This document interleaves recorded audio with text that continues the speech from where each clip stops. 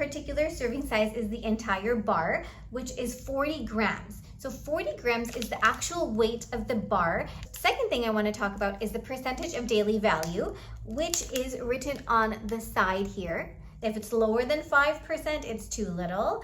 If it's higher than 15%, it's too much. So for example, if you look at the amount of fat on here, the total fat is 11%. So that's a good amount of fat to consume in one serving, in one sitting. The third thing I want to talk about on this nutrition label is the amount of calories. So this bar has 170 calories. Now this is where I think it's really important for you to go and see your diabetes educator or a nutritionist or a dietitian to figure out exactly how many calories you should be consuming throughout the day. The next thing I want to talk about on a nutrition label that is important to note is your ingredients. So this particular bar has 6 ingredients in it. The manufacturers will normally put the ingredient that is the most first. If a food has more than 7 ingredients and there are ingredients in that ingredient list that you can't pronounce, my recommendation would be to maybe avoid eating that food, because if you can't pronounce a food, why would you put that in your body? Last and the most important thing is the macronutrients on the nutrition label.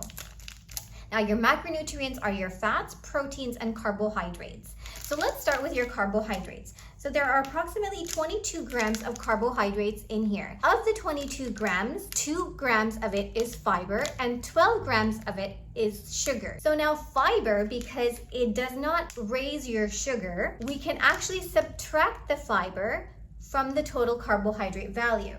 So technically, you're only consuming 20 grams of carbohydrates with this granola bar. So what does that mean for you? Diabetes Canada recommends that your meals should be anywhere between 45 to 60 grams of carbohydrate, and your snacks could be anywhere between 15 to 30 grams of carbohydrate. So based on that, this would be a great snack because the amount of carbohydrates is only 22 grams. So it's not quite a meal, it's a snack because it's between that 15 to 30 grams of carbohydrates that you would normally have for a snack. The next macronutrient let's talk about is your protein, your value of protein.